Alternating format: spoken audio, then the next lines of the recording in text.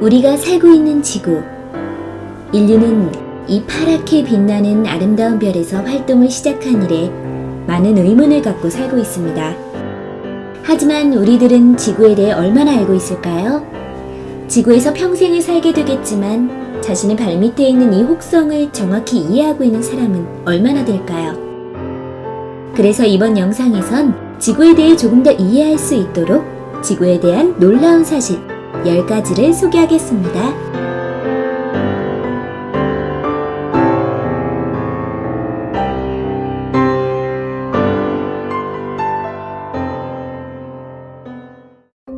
숨겨진 바다. 과학자들의 조사에 의해 지구의 땅속 660km 지점에는 거대한 바다가 존재하는 사실이 드러났습니다. 지구 깊숙한 곳에는 링우다이트라는 파란 광물이 있어 스펀지처럼 물 분자를 흡수하고 담아둘 수 있다고 하죠. 땅속의 거대한 바다는 이 링우다이트라는 광물 속에 담겨 있는 것입니다. 지구 밑에 있는 물의 양은 지구 표면 바닷물의 3배 이상이나 된다고 하는데요. 과학자들은 지구 밑에 갇혀있던 물이 지질학적 활동에 의해 표면으로 나와서 현재 바다가 이루어졌다고 설명합니다. 하지만 이 가설은 현재 널리 받아들여지고 있는 바다의 기원은 수성의 얼음이다라는 가설과 완전 상반되기도 하죠. 중력은 불균형하다. 지구상에 존재하는 중력은 모두 똑같은 힘으로 작용할 거라고 생각할 수 있는데요. 그러나 사실 중력의 힘은 장소에 따라 달라집니다. 예를 들어 캐나다 허드슨만의 중력은 주변 지역의 중력보다 약하죠. 그 이유는 옛날 빙하기 시절 허드슨만 지역의 지각이 거대한 얼음에 의해 짓눌려 있었는데요. 빙하가 사라지면서 눌려져 있던 지각도 다시 올라오기 시작했고, 이러한 땅의 변화가 중력에 영향을 주는 것입니다. 또한 땅속 마그마 활동에 의한 지각 변동도 중력을 약하게 만드는 원인이라고 해요. 2009년 지구의 중력장 지도를 만들기 위해 인공위성 고체가 발사되었는데, 인공위성 고체는 정밀한 지구 중력장 지도를 만드는 데 큰 활약을 해 지구의 중력이 모두 일정하지 않다는 것을 밝혀낼 수 있었습니다. 하루의 길이는 변화하고 있다. 6억 2천만 년 전쯤 과거에는 하루가 24시간이 아니라 21.9시간이었대요. 달과 태양이 바다를 당기는 힘에 의해 조수간만의 차가 발생하는데요. 조수간만의 차가 지구를 이리저리 흔들어 자전을 느리게 만들면서 1세기마다 하루가 1.7m초씩 길어지고 있는 것이죠. 자연재해도 지구의 하루 시간에 영향을 줍니다.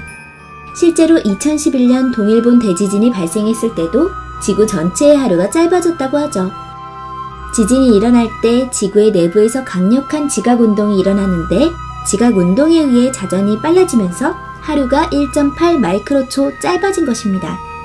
쉽게 예를 들면 김연아 선수가 제자리에 돌면서 팔의 움직임이나 자세를 바꾸면 회전 속도가 변하는 것을 알 수 있는데요. 그것과 마찬가지로 회전축이 바뀌면 속도도 바뀌게 됩니다. 판게아 대륙. 3억 년 전 고생대 말부터 중생대 초에 존재했던 초대륙. 판게아 대륙이란 실은 우리가 살고 있는 지구의 오래전 모습이기도 합니다. 당시 지구의 모든 대륙은 한 덩어리로 붙어 있었고 지구 표면을 3분의 1 가까이 뒤덮고 있었죠. 이 커다란 대륙은 판의 운동에 의해 1억 7,500만 년 전부터 분리되기 시작했습니다. 지질학자들에 따르면 지금으로부터 2억 5천만 년 뒤에는 분리되어 있는 현재의 대륙이 판의 운동에 의해 서로 다시 연결되어 판게아 울티마 대륙이라 불리는 하나의 거대한 대륙이 다시 만들어질 거라고 하네요. 실제로 현재 태평양판에 위치한 하와이는 매 해마다 8cm 정도씩 알래스카로 이동하고 있다고 합니다. 초온난화. 지금으로부터 11억 년 뒤에는 태양의 밝기와 온도가 지금보다 10% 증가한다고 해요. 40억 년 뒤에는 지구의 바닷물이 증발되고 온실효과 폭주로 인해 기온이 섭씨 400도를 넘어 지구에서는 어떠한 생물도 살 수 없게 된다고 하고요. 75억 년 뒤에는 지구가 현재의 화성처럼 광활한 사막으로 변할 뿐만 아니라 태양이 팽창해 적색 거성으로 변하여 지구에 엄청 가까이 접근한다고 합니다. 그렇게 계속 접근하다 결국은 지구를 흡수하게 된다고 하는데요. 정말 이렇게 지구의 종말을 맞이할지도 모르겠네요. 지구는 무엇으로 이루어져 있나? 지구는 철 32.1%, 산소 30.1%, 교소 15.1%, 마그네슘 13.9%의 구성물질로 이루어져 있습니다. 영상을 보시는 분들도 다 알고 있겠지만 철의 대부분은 지구의 중심에 있죠. 땅속 깊이 구멍을 뚫어 중심에게 샘플을 채취할 수 있다면 샘플의 88%가 철로 이루어져 있겠죠. 그리고 지각의 47%는 산소로 이루어져 있습니다. 생명의 기원. 지구에는 870만 종류나 되는 생물이 살고 있습니다. 하지만 태초에 이러한 생물들이 어떻게 생겨났는지에 대해선 과학적으로 밝혀진 것이 없습니다. 많은 과학자들이 가능성이 높다고 생각하는 가설은 DNA처럼 자기 복제 능력을 갖고 있는 분자로부터 생명체가 태어났다는 것인데요. 그런데 이 분자의 기원에 대해서도 분자가 먼 우주에서 왔다는 가설과 당시 지구 환경에 의해 분자가 생겨났다고 하는 가설로 나눠지고 있습니다. 지구에서 분자가 생겨났다는 설에 대한 최근 연구를 보면 DNA 형성에 필요한 복합물과 같은 생명의 기초 성분이 지구에 존재하고 이것이 최초의 생명체의 탄생으로 연결됐을 거란 주장이죠. 지구는 완전한 원형이 아니다. 요즘엔 인터넷에서 쉽게 인공위성으로 찍은 지구의 사진을 볼 수 있는데요. 이러한 사진들을 보면 지구는 완벽한 구형, 즉 원형처럼 보입니다. 하지만 사실 지구의 모양은 완전한 구형이 아니죠. 지구는 고속으로 회전하기 때문에 원심력의 영향으로 적도 쪽이 바깥쪽으로 밀려나 옆으로 찌그러진 볼처럼 타원형을 띠고 있습니다. 지구가 완전한 구형이 아니라고 했을 때 사실 에베레스트 산은 세계에서 가장 높은 산이 아니게 되죠. 해발 고도로 따지면 에베레스트가 가장 높지만 지구의 중심에서부터 거리를 재면 에콰도르의 침보라소 산이 가장 높다고 할 수 있습니다. 해저 산맥. 지구상에서 가장 긴 산맥의 90%는 사실 바닷속에 있습니다. 지질 구조의 운동에 의해 형성된 미드 아틀란틱 리지 산맥이라고 불리는 해저 산맥이죠. 1950년대 미드 아틀란틱 리지 산맥에 대한 자세한 조사가 이루어졌는데요. 전 세계의 미드 아틀란틱 리지 산맥을 합하면 8만 킬로미터나 된다고 합니다. 이것은 지상에서 가장 긴 산맥인 안데스 산맥의 20배나 되는 길이죠. 또한 미드 아틀란틱 리지 산맥에는 분화 활동을 하는 화산이 수천 개나 있다고 하네요. 매년 20차례의 분화가 발생하며 이 분화의 영향으로 2.5제곱킬로미터에 달하는 원소가 해저에 만들어집니다. 지구 자기장의 반전. 자석에는 N극과 S극이 있으며 나침반의 바늘에 있는 N극과 S극은 항상 지도상의 남과 북을 가리킵니다. 이는 지구 자체가 거대한 자석임을 의미하죠.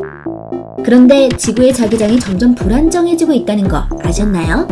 지구의 외핵이 냉각되어 고체화될수록 내핵은 성장하지만 그와 동시에 지구의 자기장도 반전됩니다. 자기장 혹은 극성이 반전된다는 것은 우리가 사용하는 나침반의 남북이 완전히 뒤바뀌는 것을 의미하죠. 사실 해저의 용암을 조사한 결과 오늘날에 이르기까지 지구의 자기장이 몇백 번이나 반전된 적이 있다고 합니다. 과학자들은 자기장이 반전되어도 인간이 받는 영향은 없다는 결론을 냈지만 문제는 비둘기와 고래와 같이 지구의 자기장의 의지에 방향 감각을 유지하는 동물도 있다는 것이죠. 만일 자기장이 계속해서 반전된다고 하면 이러한 동물들은 현재와는 전혀 다른 새로운 내비게이션 시스템을 익혀야만 할 것입니다.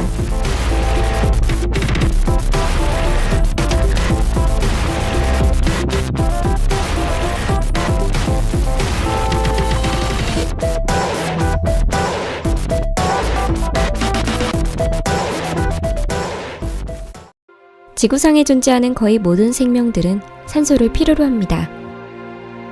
만약 5초 동안 산소가 사라진다면 어떻게 될까요? 인터넷이나 유튜브엔 지구에서 5초 동안 산소가 사라졌을 때 발생할 수 있는 내용을 적은 글이나 영상이 많이 있는데요. 그 내용들을 살펴보면 강한 자외선에 심한 화상을 입거나 하늘이 어둡게 변하고 기압 저하로 인해 머리가 파열되고 콘크리트 건물이 무너진다는 등의 주장들로 가득합니다. 과연 진짜 그럴까요? 그럼 한번 살펴보겠습니다. 우선 대기 중에 있는 기체 형태의 산소만 사라졌을 경우를 생각해 보겠습니다.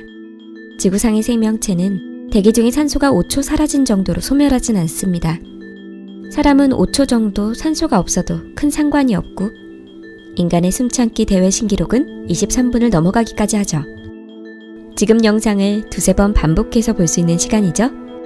게다가 지구엔 산소가 전혀 없어도 살 수 있는 생물도 존재합니다. 우리가 만약 그런 생명체였다면 애초에 이 영상은 볼 필요도 없었을 테지만요. 다음으로 살펴봐야 할 내용은 갑자기 산소가 사라지게 되면 기압이 순식간에 23%나 낮아지고 귀에 큰 손상을 줄 수도 있다는 건데요. 그 이유는 체내 기압은 그대로인데 외부 기압이 저하돼 기압 차이가 나기 때문이라고 합니다. 하지만 사실 이런 일도 없을 듯합니다. 귀에 큰 손상을 주기엔 23%의 기압 변화는 너무 약하기 때문이죠. 실제로 23%보다 훨씬 급격한 기압 변화를 겪은 사람들이 존재합니다. 1988년에 발생한 알로하 항공의 243편 비행기 사고를 아시나요? 비행 중 승무원 한 명이 기체 바깥으로 튕겨나가 사망했던 가슴 아픈 사고인데요. 당시 관광객 등 90명을 태우고 날던 비행기는 고도 7,000m 이상의 상공에서 비행기 기체의 3분의 1에 달하는 천장이 날아갔고 그때 비행기 안의 기압은 56%나 줄은 상태였습니다. 그러나 56%의 급격한 기압 변화로 부상을 입은 사람은 단 한 명이었고 그것도 고막의 염증 정도였다고 합니다. 결국 산소가 사라져 기압이 23% 낮아진다고 해도 귀는 물론 머리도 파열되지 않는다는 얘기죠. 그럼 하늘이 어둡게 변한다는 가설은 어떨까요? 사실 하늘의 색도 별로 변하지 않을 겁니다. 어두워지지 않는다는 거죠. 애초에 하늘이 왜 파란지를 먼저 볼까요? 대기 중엔 산소, 질소 등 기체 분자가 불규칙하게 움직이고 있습니다. 그래서 대기 중에 분자가 많은 곳과 적은 곳이 존재하고요. 그런데 태양의 빛이 대기로 내려올 때 분자의 종류와 상관없이 분자가 뭉쳐있는 곳에 빛이 부딪히면 빛이 반사되게 되고 이때 가시광선이 짧아 반사되기 쉬운 파란색 빛이 퍼지면서 하늘이 파란색으로 보이는 것입니다. 즉 산소가 사라져도 대기 중에 질소가 많이 남아있는 상태고 빛은 질소 분자에 의해서도 충분히 퍼질 수 있죠. 산소가 5초간 사라져서 하늘이 어두워진다고 하더라도 그 현상은 아주 잠깐 동안만 일어나겠죠? 그러면 산소가 5초 동안 사라져도 우리에겐 아무 일도 일어나지 않을까요? 물론 그렇진 않습니다. 산소가 우리 몸의 위험한 자외선을 흡수하기 때문인데요. 산소 분자가 자외선을 흡수하는데 이 과정에서 산소 분자와 자외선이 각각 산소 원자로 분해됩니다. 그렇게 탄생한 산소 원자에선 오존도 만들어지죠. 즉, 산소가 자외선을 흡수해 자외선을 흡수해주는 오존도 만들어주는 건데요. 그런데 산소가 사라지면 자외선을 흡수해줄 존재도 사라지면서 우리 몸은 단 5초 만에 300배나 되는 자외선에 노출되게 됩니다. 그땐 정말 상상도 못할 끔찍한 일이 발생하게 되겠죠.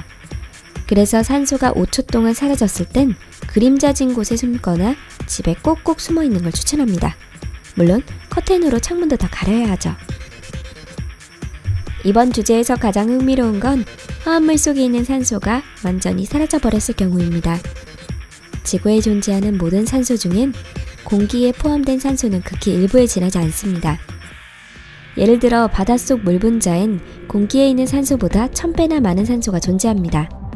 만약 바닷속 산소가 사라지게 되면 수소만 남게 된 바닷물은 모두 증발해버리게 되죠. 산소가 제일 많이 있는 곳은 지구의 지각과 멘틀입니다. 사실상 거의 모든 산소가 지각과 멘틀에 있다고 봐도 되죠. 지각과 멘틀의 반 정도를 산소 원자가 차지하고 있다고 했을 때 핵 속에는 산소가 거의 없으니까 산소가 사라진 지구는 30% 정도 가벼워지게 됩니다. 이때 중력도 3분의 2 정도로 줄어들고 지각과 멘틀은 밀도가 작아져 핵을 향해 내려가게 됩니다. 그렇게 되면 지구의 반경이 17% 작아져 자전 속도도 조금 빨라지게 되겠죠? 피겨스케이팅 선수가 회전 중에 몸의 자세를 바꾸면 회전이 빨라지죠? 회전체의 중심에 질량이 가까울수록 회전은 빨라집니다. 그럼 지구가 가벼워져서 자전 속도도 빨라지면 지구가 태양을 도는 궤도에서 밖으로 이탈하진 않을까요? 사실 그렇진 않습니다. 만류 인력의 법칙에 의하면 질량이 감소하면 인력은 감소하지만 반경이 작아지는 건 아니기 때문입니다. 즉, 5초 동안 지구상의 모든 산소가 사라져도 지구의 공정궤도는 변하지 않죠. 다만 생명이 존재하지 않는 행성이 될 뿐입니다. 인체를 구성하는 원소의 65%가 산소입니다. 지구상의 산소가 5초 동안 사라지면 우리는 원자 레벨까지 분해되고 인간이 원래 상태로 돌아오려면 다시 진화를 거듭해야 하지만 진화하는 속도는 엄청나게 느리기 때문에 다시 몇백만 년이나 기다려야 하죠. 결국 산소는 절대적으로 필요한 존재입니다. 없어서는 안 되죠. 그럼 잠시 반대로 생각해서 지구상의 산소 농도가 2배가 되면 어떻게 될까요? 종이 비행기는 날리기만 하면 엄청 멀리 날아가겠죠? 자동차 연비도 훨씬 좋아지고 사람들의 기분은 항상 들떠 있어서 행복함을 많이 느끼게 될 것입니다. 산소가 늘어난 만큼 우리의 집중력, 기분, 인식 능력도 높아지겠죠? 이렇게 생각해보면 나무를 심을 가치는 충분합니다. 하지만 반대로 산소 농도가 증가해서 안 좋은 일도 있습니다. 바로 거대한 벌레들이 지구를 덮어버릴 수도 있다는 건데요. 벌레의 크기는 공기 중의 산소 농도와 관련이 있습니다. 영상을 보는 사람 중엔 거미를 좋아하는 사람도 있겠지만 만약 산소가 늘어나면 좋아하는 거미가 길거리에서 강아지 마냥 당신을 쳐다볼지 모르겠네요. 오늘 영상은 여기까지. 영상을 만들면서 여러분과 같은 공기를 마실 수 있어 행복하단 생각을 했는데요. 지구를 소중히, 그리고 힘들어도 꼭 숨쉬기, 알죠? 세상엔 여러분에게 필요한 산소가 충분히 있으니까요. 여러분 안녕하세요. 랭킹스토리입니다. 현재 지구엔 약 75억 명의 인구가 존재합니다. 75억 인구의 사람들 사이엔 종교, 빈부, 언어의 차이가 존재하지만 구체적으로 얼마나 어떻게 다른진 정확하게 알기 힘들죠. 그래서 75억 명이 살고 있는 이 세계를 100명밖에 살지 않는 세계로 축소시키고 100명의 세계와 우리가 현재 살고 있는 세계를 비교하면서 생각해 보려고 합니다. 그럼 세계가 지금 어떤 상태에 있는지 알기 쉬울 테니까요. 우선 75억 명의 사람을 100명으로 축소시킬 때 성별을 남성과 여성 50대 50으로 동등하게 바꿀 수 있을 것 같습니다. 실제로는 살짝 남자가 많지만 얼마 차이가 안 나기 때문에 정확히 50명으로 나누겠습니다. 100명 중 19명이 중국 사람이고 18명이 인도 사람, 4명이 미국 사람, 3명이 브라질 사람, 2명은 러시아 사람입니다. 그리고 나머지 53명은 187개 국가의 국민입니다. 한국인은 한 명 있을까 말까 정도겠네요. 그럼 100명의 건강 상태를 보면 62명은 건강하고 11명은 영양실조, 1명은 기아 상태입니다. 26명은 비만이고 8명은 고도 비만이죠. 세계에서 가장 많이 사용되는 언어는 중국어로 14명이 사용하고 그 다음은 영어로 13명이 사용합니다. 9명은 스페인어, 8명은 힌디어, 5명은 아라비아어를 사용하죠. 한국어를 사용할 수 있는 건 1명 정도일까요? 자, 그럼 이 100명 모두가 풍요롭게 생활할 수 있을까요? 물론 힘들겠죠. 자세히 살펴보면 71명은 저금한 돈이 1000만 원도 안 되고 그중 12명은 하루에 2000원도 안 되는 돈으로 생활합니다. 21명은 1000만 원에서 1억 원을 갖고 있고 7명은 1억에서 10억 원을 갖고 있습니다. 그리고 단 1명이 10억 이상의 큰 돈을 가지고 있는데 세계 50% 이상의 부를 차지하고 있다고 할 수 있죠. 그 다음으로 9명의 부자가 35%의 돈을 갖고 있어서 100명이 살고 있는 이 세계에선 단 10명만이 전체 돈의 85%를 갖고 있는 것입니다. 참고로 1명은 난민이거나 노숙자입니다. 빈부의 차가 이렇게 나는 만큼 생활 수준도 물론 크게 다르겠죠? 92명이 깨끗한 물을 마실 순 있지만 8명은 깨끗한 물을 마실 수 없습니다. 9명은 무직이고 91명은 사무실이나 육체 노동에 종사합니다. 글자를 읽고 쓸 수 있는 사람은 86명, 글자를 모르는 사람은 14명입니다. 80명은 휴대전화를 갖고 있고 20명은 갖고 있지 않습니다. 60명은 생리현상을 해결할 수 있는 화장실을 갖고 있지만 40명은 화장실이 없습니다. 우리가 매일 사용하는 인터넷은 100명 중 42명만 사용할 수 있고 이 인터넷에 접속하는 42명 중 26명만이 페이스북 계정을 갖고 있죠. 17명은 유튜브 계정을 갖고 있고 4명은 한 달에 한 번 트위터에 접속하고 있습니다. 최근 사회적으로 문제가 되고 있는 흡연 같은 경우 100명 중 15명이 담배를 피고 85명은 비흡연자입니다. 흡연율과 똑같은 비율로 15명이 자동차를 갖고 있고 85명이 자동차를 갖고 있지 않습니다. 여기서 100명의 연령대를 살펴볼까요? 0에서 4세가 9명, 5에서 14세가 17명, 15에서 34세가 32명, 35에서 49세가 20명, 50에서 64세가 14명, 그리고 65세 이상은 8명입니다. 이 세계에선 1년에 1명이 사망합니다. 하지만 1년에 2명의 아기가 새로 태어나기 때문에 다음 해엔 세계 인구가 101명으로 늘어납니다. 치열한 한국 사회에서 살다 보면 세계의 일에는 관심을 가지기 어려운 것도 사실이에요. 그렇지만 세계가 함께 협력해서 개선해 나가야 할 문제는 아직도 많아 보이죠? 71명은 저금액이 1,000만원, 2,000원, 2,000만원?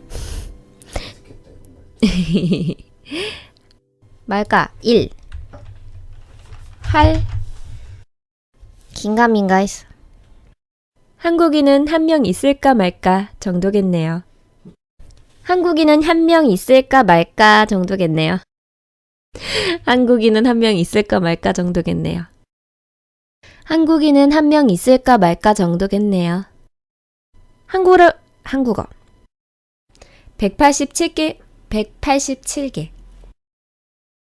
지구 최강의 물질 탑 10 10위 인류에게 알려진 가장 어두운 물질 탄소 나노튜브 3D 물체를 평평한 검은 시트로 보이게 하는 물질 잘 정렬되어 있는 탄소 나노튜브층은 빛을 99.9% 흡수합니다. 이 물질을 현미경으로 관찰하면 거칠고 울퉁불퉁한 표면을 갖고 있는데 이러한 특성 때문에 빛은 여러 갈래로 쪼개지고 반사가 잘 일어나지 않죠. 또한 탄소 나노튜브는 훌륭한 전도체로 작용하고 이로 인해 극한의 흡광도를 갖게 되어 완벽한 검은 물체가 됩니다. 영국의 한 회사는 완벽하게 빛을 흡수하는 탄소 나노튜브의 성질을 이용해 빛을 98% 흡수하는 세계에서 가장 검은 페인트를 발표한 적이 있습니다. 펜타블랙 S VIS라는 페인트인데 이 페인트를 물체에 바르면 전혀 빛을 반사하지 않아 그냥 공중에 구멍이 난 것 같이 보입니다. 또한 입체물에 바르면 입체감이 없어지고 세세한 부분을 분간할 수 없게 됩니다. 9위 가장 강력한 인화성 물질 산플루 오르와 염소 바닷가 모래에 불을 붙일 수 있는 물질이 존재한다는 걸 아시나요? 상상 속의 물질이 아닙니다. 산플루 오르와 염소는 모래도 태워버리는 극한의 인화성 물질이에요. 실제로 1톤가량의 산플루 오르와 염소가 누출된 적이 있는데 불이 붙어 진화될 때까지 30cm의 콘크리트 벽과 1m 두께의 모래와 자갈로 된 벽을 태워버렸다고 합니다. 과거 2차 세계대전이 일어나기 전 독일의 나치하에 있던 카이저 빌헬름이라는 연구소에서 이 산플루 오르와 염소를 군무기로 사용하기 위해 연구했는데 너무 치명적인 대량살상 무기라 판단해 사용을 포기했다고 하죠. 8위 가장 강력한 독 보톡스 당신의 얼굴에 가장 넣고 싶지 않은 물질은 무엇인가요? 앞에서 말한 콘크리트도 태워버릴 물질을 빼면 아마도 세상에서 가장 강력한 독을 절대로 넣고 싶진 않겠죠. 그러나 의학계에선 그렇지만은 않습니다. 우리 주변에서 보톡스라는 말은 자주 듣는 단어이죠. 요즘에는 많은 사람들이 외과적 수술을 하지 않고 주름살을 펴기 위해 보톡스 주사를 맞기도 해요. 하지만 보톡스는 보톨리눔 독소라는 독으로 만들어집니다. 모래알 만한 양으로 성인 남성을 죽일 수 있는 치명적인 독이죠. 이론적으론 4kg의 보톨리눔 독소만 있으면 전 세계 인류를 모두 죽일 수도 있다고 합니다.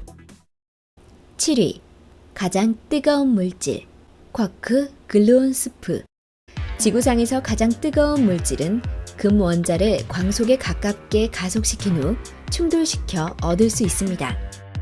쿼크 글루온 스프라 불리는 이 물질은 무려 섭씨 4조도에 이르고 이는 태양의 중심보다 25만 배 더 뜨거운 온도입니다.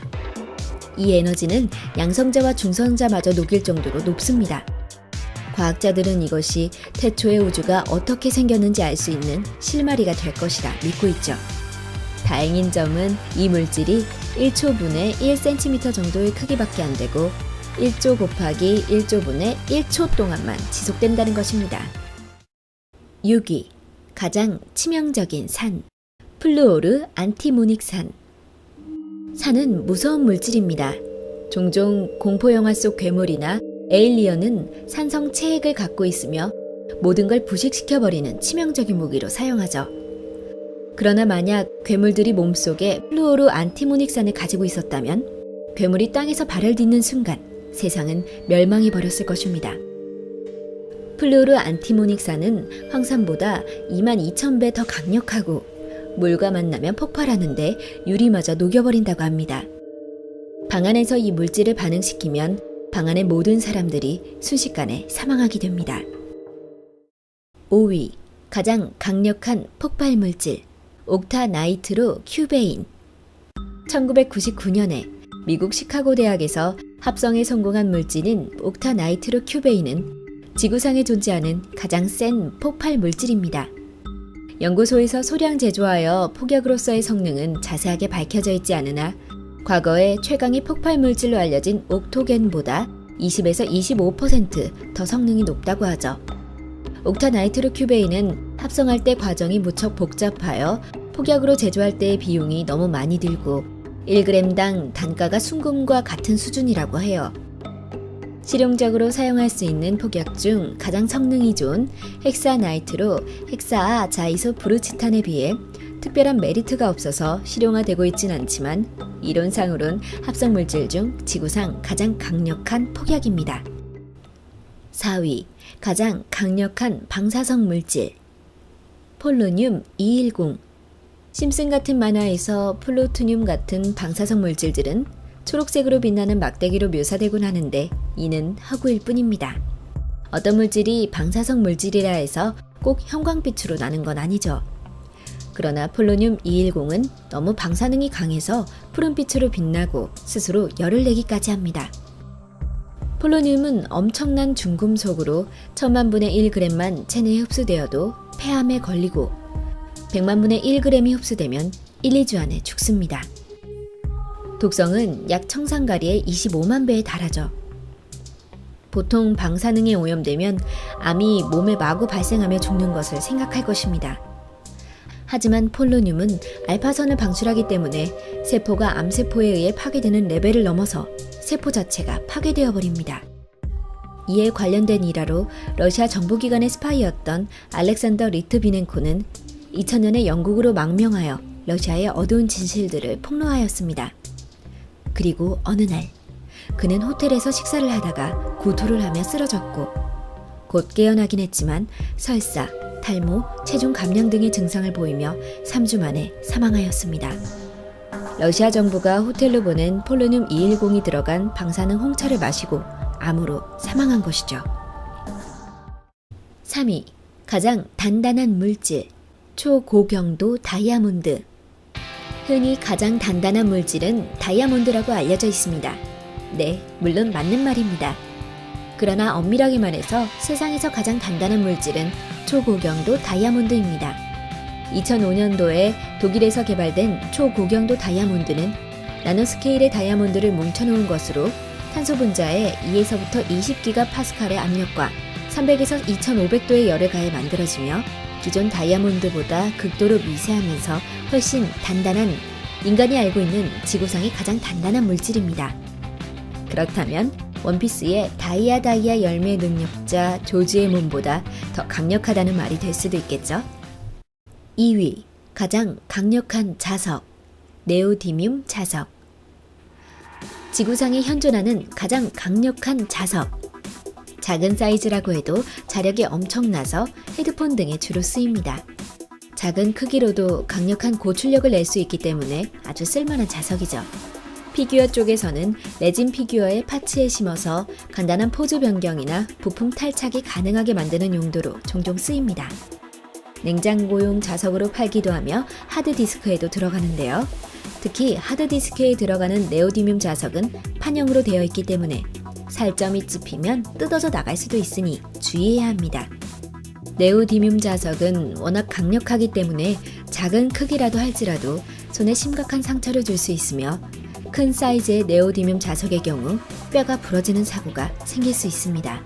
또한 시간 간격을 두고 2개의 네오디뮴 자석을 먹으면 내장에 구멍이 나는 사고가 발생할 수 있습니다. 자력이 워낙 강하다 보니 보관할 때에는 2개의 자석 사이에 나무 토막이나 플라스틱 조각을 끼워 보관해야 하죠. 이렇게 위험한 물건이기 때문에 미국의 경우 일정 크기 이상의 네오디뮴 자석을 다루려면 별도의 자격증이 필요하다고 합니다. 1위, 초유체.